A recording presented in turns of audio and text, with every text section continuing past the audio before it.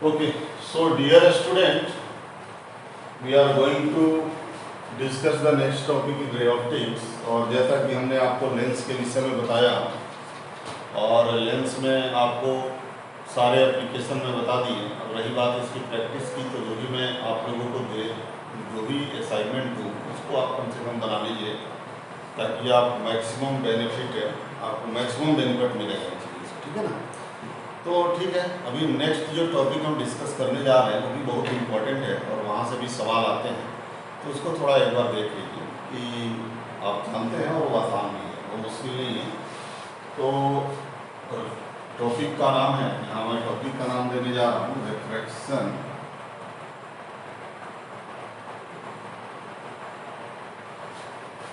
Eight A prism. Refraction at A prism, ठीक है ना, बहुत बढ़िया टॉपिक, ठीक है। तो चूंकि आप लोग ऑलरेडी रिपीटर आप सभी जानते हैं, इसको पढ़ चुके हैं, बढ़िया से पढ़ चुके हैं, वगैरह तो कोई दिक्कत नहीं होना चाहिए, लेकिन फिर भी हम एक सुविधा के ख्याल से एक बार डिस्कस करना चाहेंगे। यदि प्रिज्म में कोई पूछता है कि भाई कितने सरफेस होते हैं, तो कितने सरफेस होते हैं? 5 सरफेस होते हैं, ठीक है ना, 5 सरफेस। ये एक तरह से प्रिज्म का क्रॉस सेक्शन आपको दिखाई दे रहा है। क्रॉस सेक्शन दिखाई देने का मतलब ये होगा कि रियल फिगर यदि हम बात करेंगे तो रियल फिगर इस तरह से होगा, इस तरह से रियल फिगर होगा, इस तरह से रियल फिगर होगा।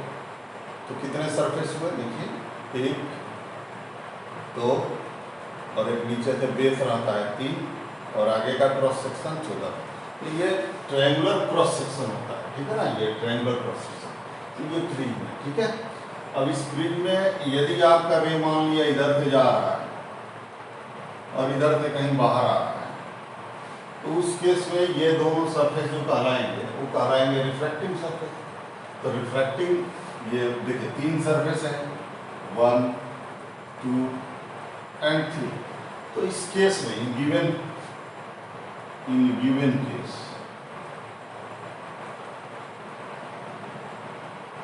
Surface 1 and 2 are refracting surfaces, ठीक है ना। In given case surface 1 and 2 are refracting surfaces, clear है, ये clear। So जब ये दोनों रिफ्रैक्टिंग सरफेस है तो इन दोनों के बीच का जो एंगल होगा, this angle is called angle of prism. A is called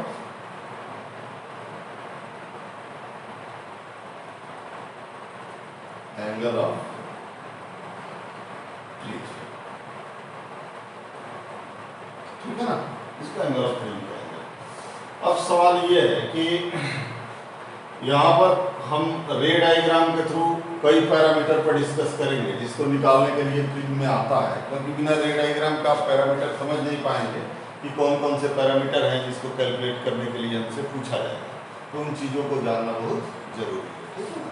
तो मान लिया जाए ये प्रिज्म है आपका,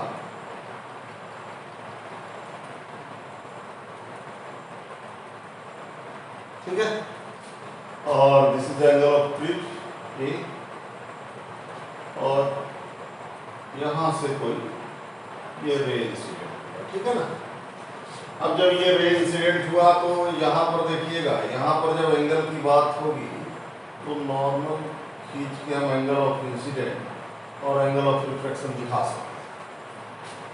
तो ये नॉर्मल हुआ, तो जब नॉर्मल हुआ तो this is called angle of incident I, और यहाँ से ये रे जो है वो सीधा इस तरह से जा रहा है, इस तरह से जा रहा था ये,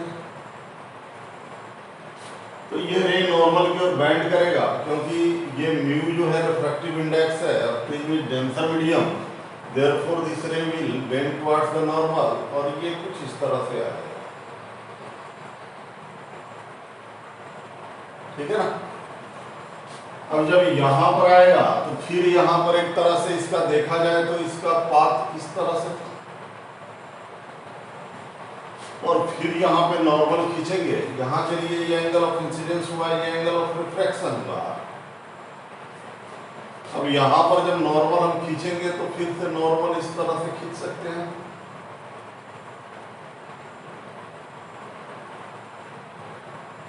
ये नॉर्मल है, तो this is the angle of incident, मतलब आर डैश, इंटरनल एंगल को आर डैश कह लेते हैं।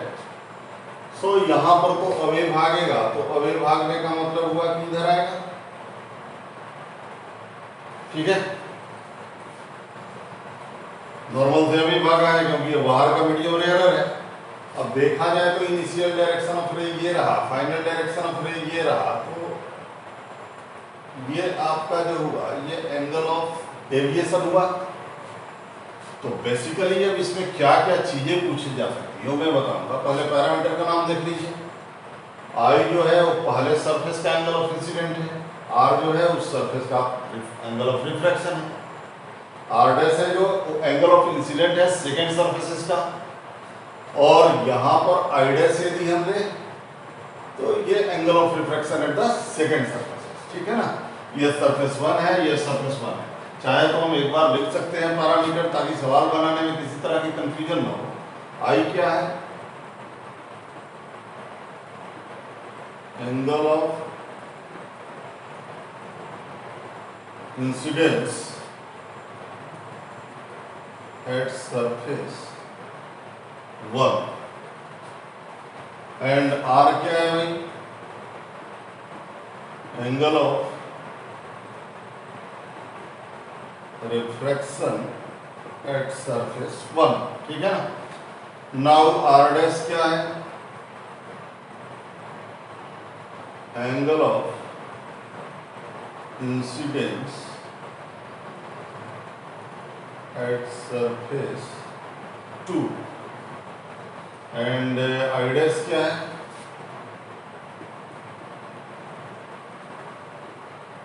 एंगल ऑफ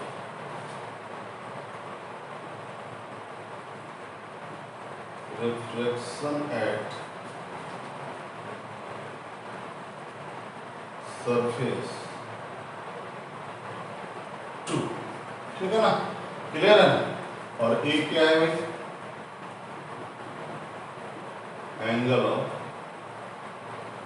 ब्रिज, ठीक है। And this delta is called angle of deviation, and mu क्या है भाई, refractive index of prism material,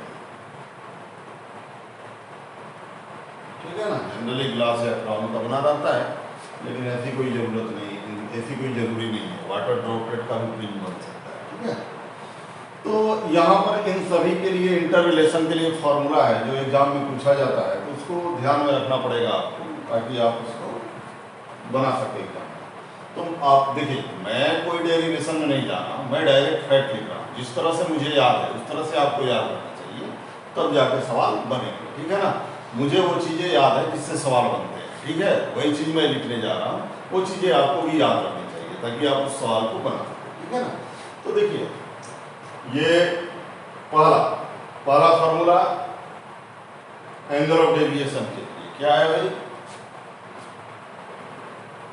I plus i dash minus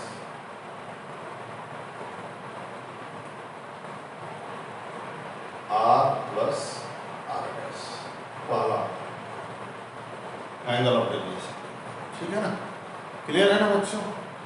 दूसरा formula r plus are dash equal to A, सब geometry से easily बन जाएगा, इसमें कोई बड़ी बात नहीं, ठीक है ना। ये दो आप याद रखिएगा। पहला कौन सा, एंगल ऑफ डेविएशन के लिए i plus i dash minus r plus are dash, ठीक है ना। दूसरा आर प्लस आर डैश जो होगा वो एंगल ऑफ प्रिज्म के बराबर, ठीक है ना। ये दोनों फॉर्मूला स्टैंडर्ड है, इनको याद रखना। इसके बाद एंगल ऑफ डेविएशन निकालना है, तो यहाँ पर देखिए डेविएशन का मतलब फॉर मिनिमम डेविएशन,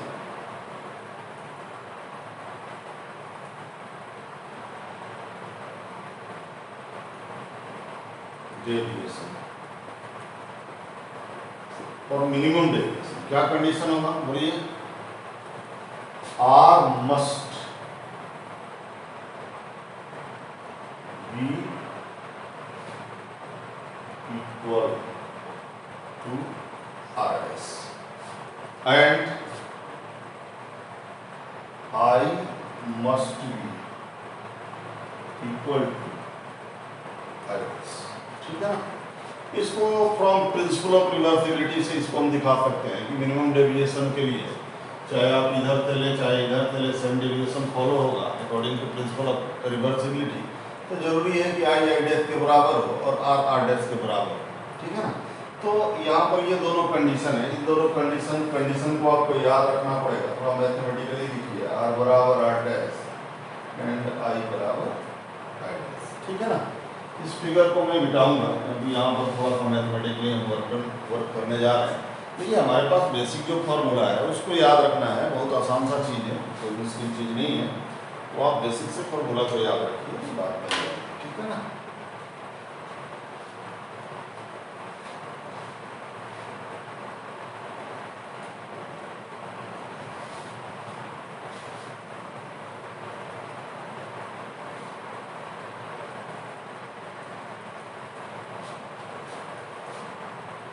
तो देखो बच्चों, और डेविएशन क्या होगा, डेविएशन बोलो क्या लिखें, कैसे निकालोगे, अप्लाई स्नेल्स लॉ एट 1 इसको P पॉइंट को इसको Q को, ठीक है ना। क्या लिखोगे बोलो तो, sine I by sine R बराबर म्यू, सही है ना बच्चों। साइन I कितना होगा ये भी मुझे याद है, लेकिन मैं थोड़ा सा 2 लाइन लिखने के लिए लिख रहा हूँ। I बराबर कितना हो जाएगा, देखो ठीक से, I के जगह पर फ्रॉम 1, यहाँ से तुम लोग चाहो तो लिख सकते हो कि फॉर मिनिमम डेविएशन की बात हो रही है, फॉर डेल्टा में, ठीक है ना। आप लिख सकते हो कि I बराबर डेल्टा प्लस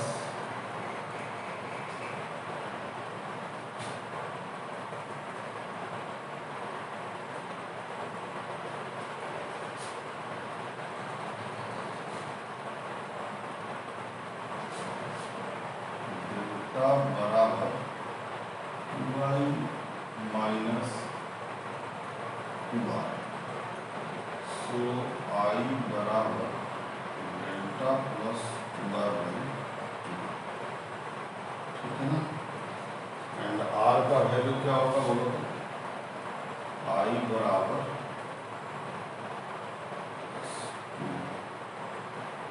R का वैल्यू क्या होगा, R plus R dash A by 2,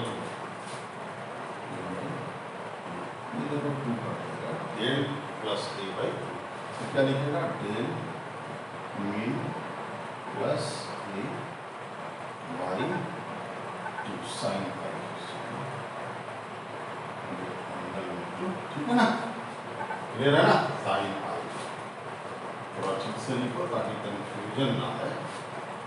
sine का एंगल है, क्या एंगल है साइन का, delta plus A by sine by sine, sine R बोलो A बाई 2, यहाँ से, ठीक है ना, क्लियर है, बराबर। This is very important formula to find the angle for deviation of a tree. नहीं, ये डेविएशन निकालने के लिए सबसे इंपॉर्टेंट फार्मूला है, यहाँ से हम लोग डेविएशन निकाल लेते हैं। ये फार्मूला बहुत इंपॉर्टेंट है, इसको ध्यान रखना है। Sine delta plus A by 2 बराबर B by sine A by 2, ठीक है ना। ठीक है ना। Sine delta plus a by two by sine a by two बराबर, फिर से सुन लीजिए एक बार, sine delta plus a by two by sine a by two equal to, ठीक है ना। फाइन, ये फॉर्मूला में मैं यहाँ नोट कर दे रहा हूँ कि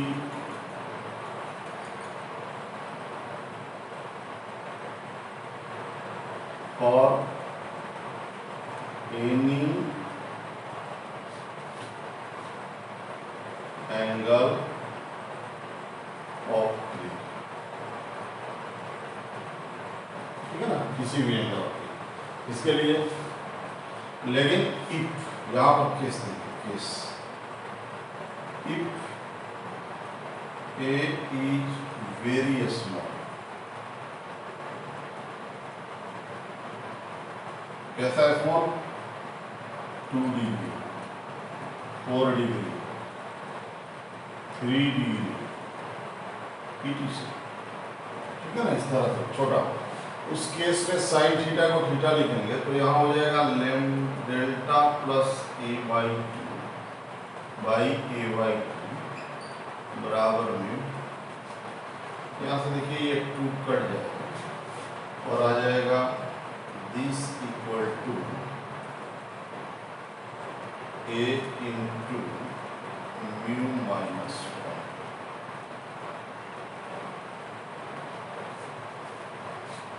ठीक है ना, क्लियर है, सही है।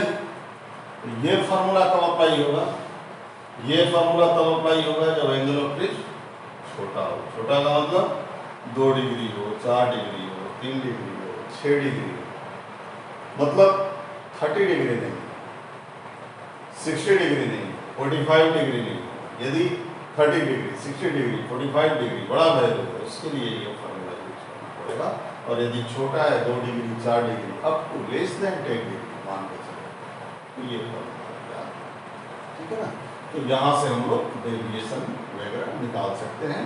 देखते हैं प्रॉब्लम किस तरह का आया हुआ है और उस प्रॉब्लम को बना करके बात करते हैं, ठीक है ना।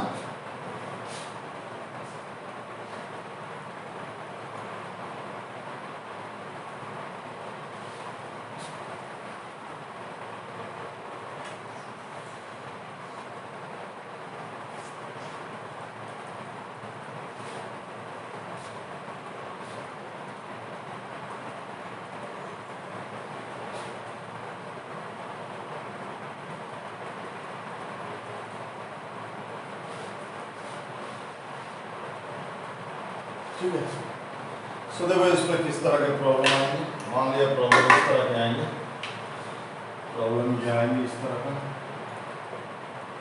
कि ये प्रिज्म है, म्यू जो है वो 1.5 है, this is the 2 degree, find the angle of deviation, simple way में निकालूंगा, फाइंड एंगल ऑफ डेविएशन, ठीक है ना बच्चों, क्लियर है ना, ठीक है। Find the angle of minimum deviation, deviation का मतलब है हुआ मिनिमम डेविएशन, ठीक है ना। क्या लिखोगे बोलो तो, क्या लिखोगे, सीधा निकालोगे कि delta mean equal to a into mu minus 1, क्या होगा a 2 इंटू 1.5 माइनस 1, कितना हुआ 2 इंटू 0.5 1 डिग्री, ठीक है ना, बन गया, क्लियर है, ठीक है। देखो एंगल कितना छोटा है, लेकिन ध्यान देना यही चीज मैं बताने जा रहा हूँ कि ये प्रिज्म, दूसरा प्रॉब्लम देखो, ये प्रिज्म और इस प्रिज्म का ये एंगल है 60 डिग्री, ठीक है। इसका रिफ्रैक्टिव इंडेक्स है √3, राइट है। और मान लिया जाए कि ये कोई रे है, यहाँ पे एक रे इंसिडेंट हुआ है, क्लियर है। ये जो रे इंसिडेंट हुआ है इसकी एंगल ऑफ इंसिडेंट गिवन है, this angle of incident alpha, ठीक है ना। क्लियर है? And alpha is given as 30 degree. Okay, so find angle of minimum deviation. कैसे निकालोगे बच्चों? देखो तो, find angle of minimum deviation. क्या करोगे बोलो तो? Sine I by sine are equal to mu two by mu लगाते हैं, लेकिन सीधा लिखते हैं sine A by two by sign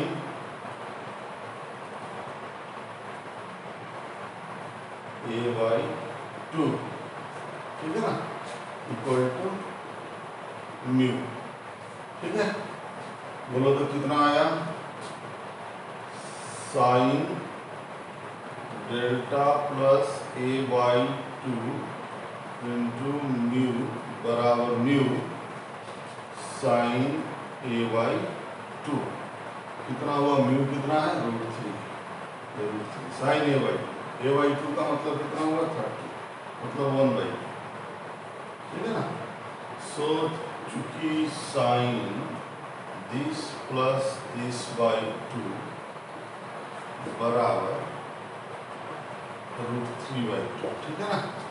so this plus A by two बराबर √3/2. So here 2 will be, sorry,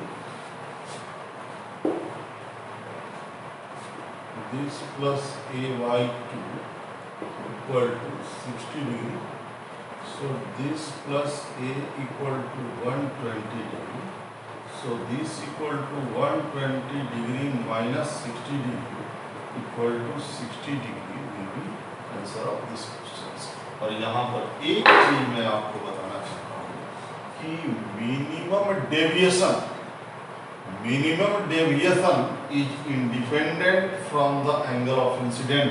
minimum deviation is independent from angle of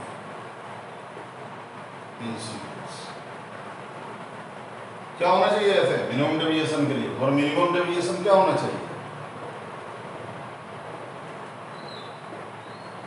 क्या होना चाहिए फॉर मिनिमम डेविएशन? बताओ. अभी अभी जानते हो कि आई प्लस आई डैश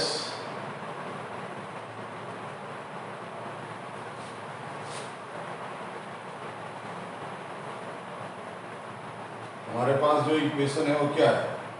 हमारे पास इक्वेशन है this equal to 2i minus 2r.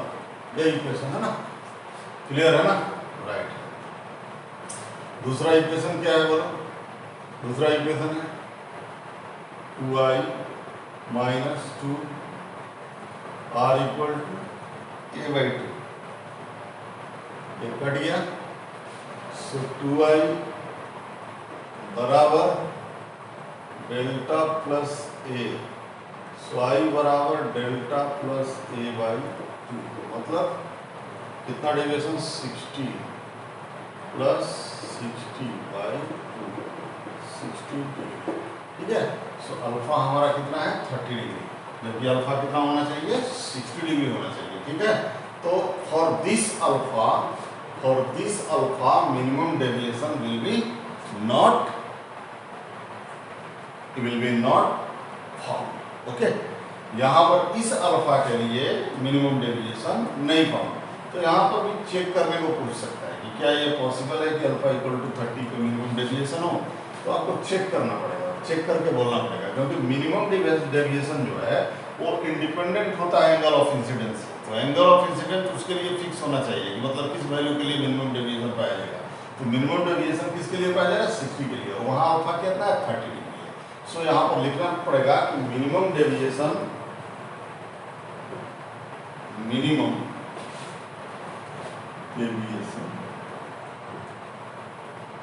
is possible for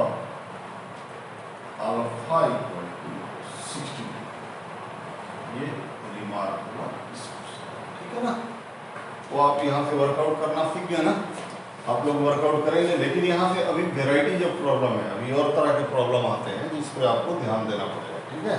तो इसको थोड़ा हम मिटाने जा रहे हैं, ध्यान दीजिएगा, ठीक है।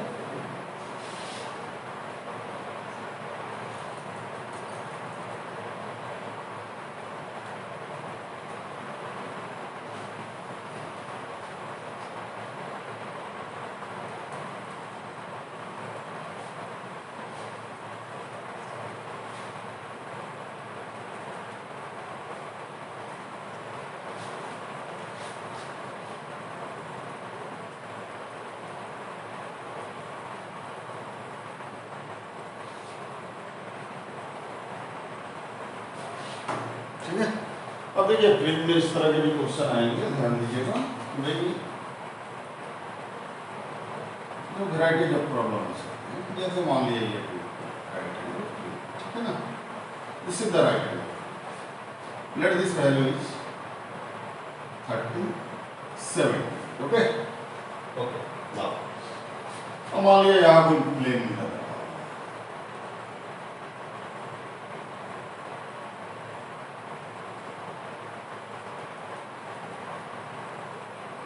ठीक है। आपसे कोई कह रहा है कि भाई पैरेलल टू बेस यहां पर कोई रे इंसिडेंट है, रिफ्रैक्टिव इंडेक्स इसका 1.5, ठीक है। आपसे पूछेगा कि find the angle of deviation due to पहला रीजन, ठीक है ना। और दूसरा पूछेगा टी एंड ठीक है ना। प्रिज्म के हम लिए क्या, प्रिज्म के लिए एंगल ऑफ डेविएशन क्या होगा, और ये तो ए पार्ट यदि हम बनाने हैं तो क्या लिखेंगे, sine this plus A Y Q, minimum deviation की बात हो रही है।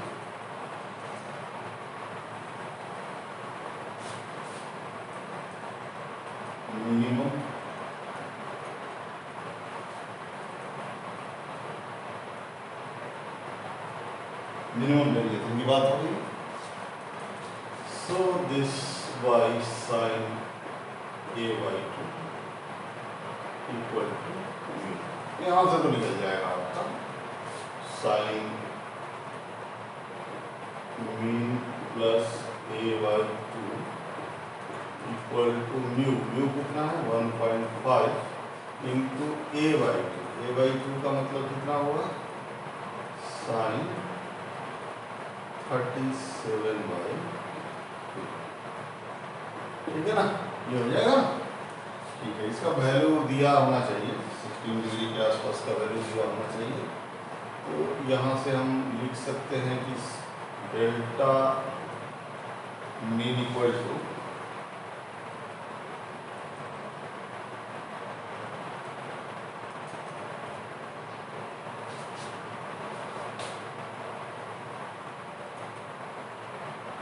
मीन बराबर, और ये तो कितना होगा, ये हो जाएगा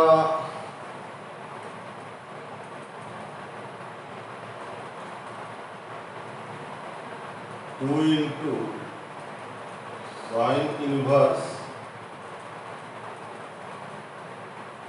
1.5 37 डिग्री बाई 2, ठीक है ना।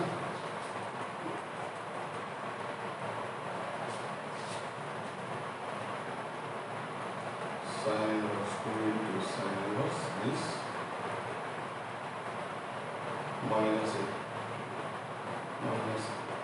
ये वैल्यू आ जाएगा, ये वैल्यू डेल्टा मीन का आ जाएगा। और जब डेल्टा मीन का वैल्यू मान लिया ये k आ जाए, प्रॉब्लम का डेटा थोड़ा सा कॉम्प्लिकेटेड है, थोड़ा सा डेटा इसका जो है ना वो कॉम्प्लिकेटेड है।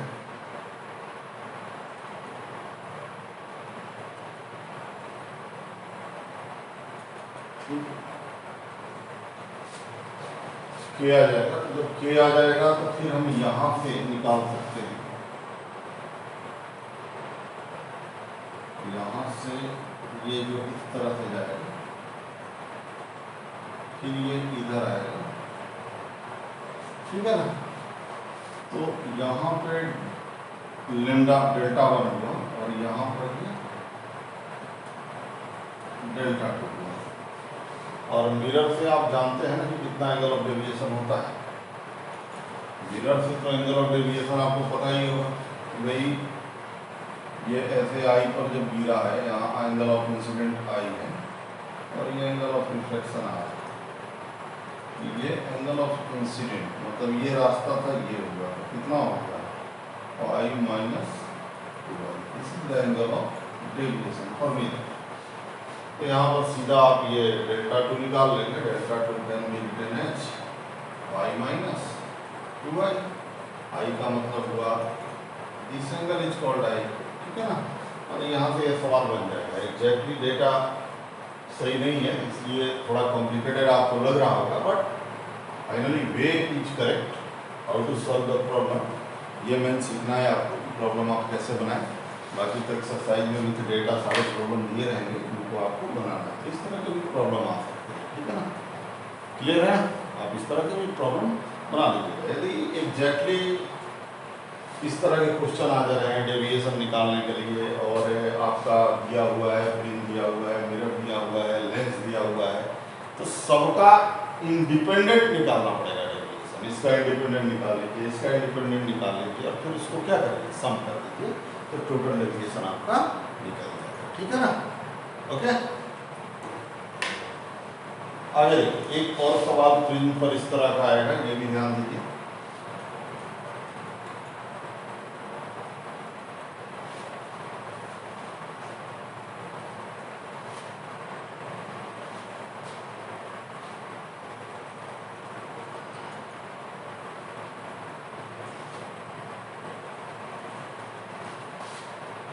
देखिए और भी सवाल आ सकता है, दो तरह का और सवाल आ सकता है प्रिज्म पर, और वो मैं सवाल आपको देने जा रहा हूँ। जैसे इस तरह का प्रिज्म पर आ सकता है कि भाई ये एक प्रिज्म है,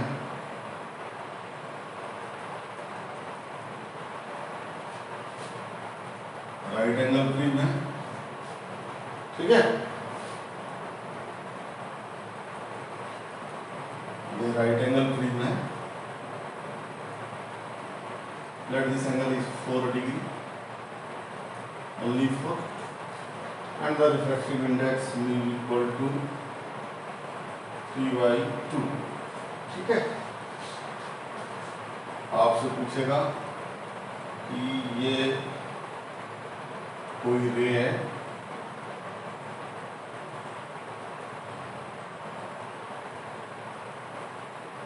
ठीक है ना, ठीक है, क्लियर है।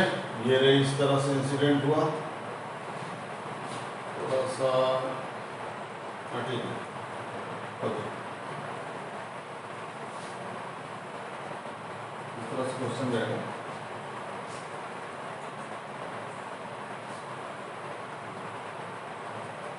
ठीक है ना।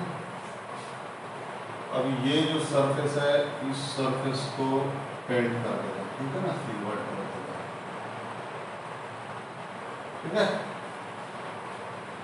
और आपसे पूछेगा कि आप बताइए कि find the angle of deviation, angle of deviation निकालना है व्हेन रे finally come out from the prism. Prism से जब कंप्लीटली बाहर निकलेगा तो उस केस में क्या होगा, ठीक है ना, एंगल ऑफ डेविएशन क्या होगा। तो आप इस तरह के सवाल को कैसे बनाएंगे बताइए। इस तरह के सवाल को आप बनाएंगे कि भाई ये सिल्वर का केस है, तो सबसे पहले आप एंगल ऑफ यहाँ ऐसे निकाल लेंगे, ये नॉर्मल हो गया, इसके परपेंडिकुलर, मतलब ये इस तरह से हो गया, सीधे चला गया विदाउट एनी डेविएशन, क्योंकि नॉर्मल रे है, यहाँ पर आई 0 है, आर भी 0 है, और जब आई 0 है आर 0 है तो यहाँ पर आप नॉर्मल खींचेंगे तो नॉर्मल इस तरह से खिंचाएगा। अब इस तरह से खिंचाएगा तो ये हो गया 4 डिग्री, ये हो गया 90 डिग्री, तो ये हो गया 90 माइनस 4, तो ये कितना हो गया, ये भी 4 ही हो जाएगा। ठीक है, क्लियर है? क्लियर है। तो 4 जब हो गया तो फिर ये भी इस तरह से आएगा 4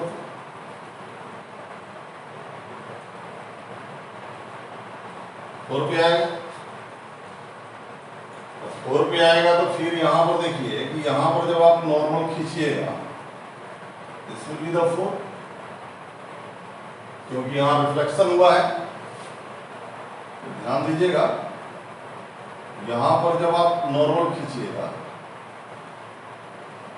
क्या होगा, नॉर्मल, इस नॉर्मल के साथ ये दोनों ही नॉर्मल है, ये भी लाइन नॉर्मल है, ये भी line dotted line, all dotted lines are normal. तो जब ये यहाँ आएगा तो ये एंगल ऑफ इंसिडेंट कितनी बनेगी, यहाँ पर एंगल ऑफ इंसिडेंट कितना बन जाएगा यहाँ पर, देखिए ये 4 है, ठीक है ना।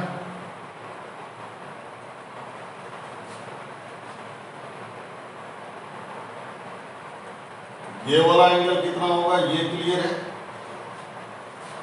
ये एंगल तो आपको क्लियर है कि ये एंगल कितना होगा, ये तो 90 माइनस 4 होगा।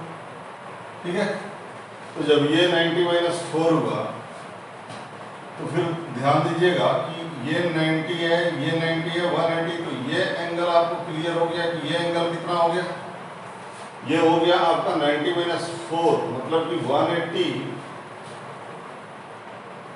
माइनस 90 माइनस 4, तो ये हो जाएगा 90 प्लस 4, ये हो गया 90 प्लस 4, ये 90 प्लस 4 हो गया। सो 90 प्लस 4 हो गया तो फिर आपका ये एंगल ऑफ इंसिडेंट आई निकल गया। ठीक है, अब ये निकल गया तो फिर यहाँ पे एंगल ऑफ रिफ्लेक्शन या रिफ्लेक्शन निकालने के लिए यहाँ अप्लाई करना पड़ेगा इस पॉइंट को, मान लिया P पॉइंट, तो apply law of refraction sine I by sine are equal to 1 by mu, बाहर का मीडियम ये है, तो यहाँ से आपको फिर से R निकल जाएगा, और जब R निकल जाएगा तो फाइनल एंगल ऑफ डेविएशन हम निकाल सकते हैं। इसके लिए भी डेटा देखिए, डेटा जो दिया रहेगा वो बहुत आसान सा रहेगा, जो कट जाए आसानी से इजीली समझ में आए कि भाई कितना ये एंगल है तो वो कितना होगा, कॉम्प्लिकेटेड डेटा नहीं रहेगा। ठीक है ना, तो आप केवल प्रॉब्लम्स बनाने के रूल सीखिए, प्रॉब्लम्स बनाने का रूल अच्छा से जानिए ताकि आप प्रॉब्लम को प्रोसीड कर सकें, और इसके अच्छे अच्छे प्रॉब्लम मैं आपको दे दूंगा, कल अपलोड कर दूंगा, आप उसको बनाएंगे। ठीक है ना। सो नाउ ये तीसरे तरह का प्रॉब्लम होगा कि मिरर वगैरह लगा रहेगा और इस तरह के भी सवाल आपको बनाने पड़ेंगे। ठीक है ना। अब बात करें हम एक लास्ट टाइप बात करेंगे कि एक और किस तरह के प्रॉब्लम आएंगे जो आपको बनाना पड़ेगा। वो प्रॉब्लम आएगा क्रिटिकल एंगल से रिलेटेड आ जाएगा कि भाई ये प्रिज्म है, ठीक है, इसकी रिफ्रैक्टिव इंडेक्स बताना है क्या होगा, वो भी मिनिमम रिफ्रैक्टिव इंडेक्स बताना है, ताकि ये जो रे है ये एंगल दिया रहेगा 60 डिग्री, और ये रे मान लिया जाए इस तरह से जा रहा है पैरेलल टू बेस। ठीक है, इक्विलैटरल प्रिज्म है 60, तो आपसे पूछेगा कि म्यू की वैल्यू कितनी होनी चाहिए, फाइंड म्यू मीन या म्यू मैक्स, मिनिमम या मैक्सिमम वैल्यू आपसे पूछा जा रहा है फॉर विच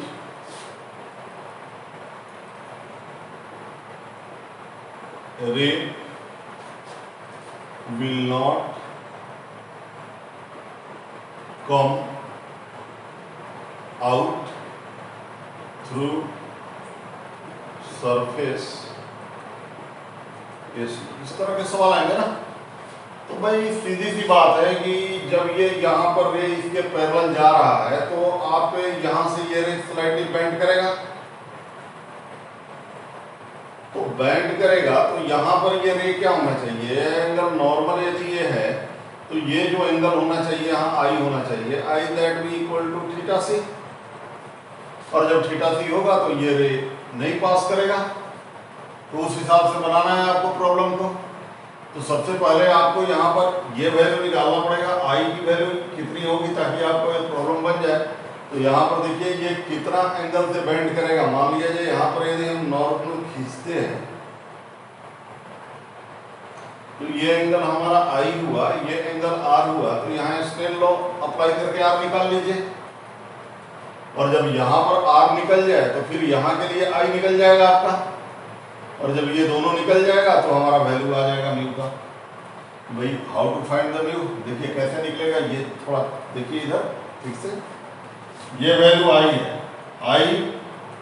आई का वैल्यू कितना होगा बताइए। थोड़ा सा इधर फिगर को देखिए आप,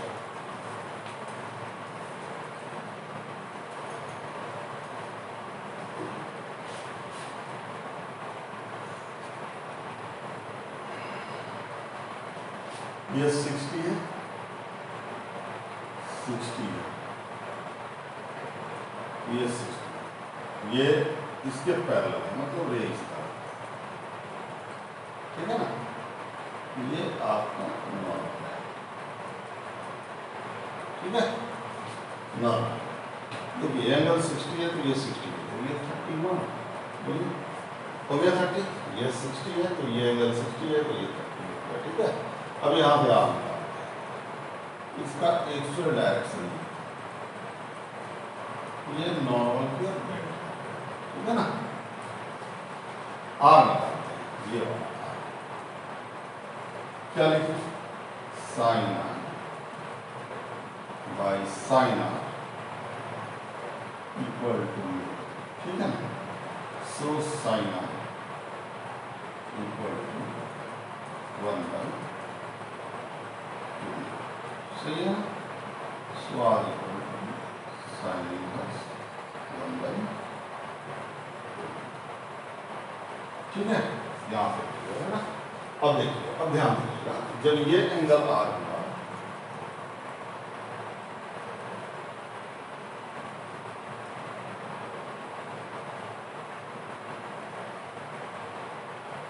ये 90 है, तो ध्यान दीजिएगा ये आर है, तो ये एंगल कितना होगा, ये बताइए, ये एंगल बताइए कितना होगा। तो ये एंगल कितना हो जाएगा, ये बताइए। ये एंगल आर है, ठीक है ना। तो क्या लिखे यहाँ पे,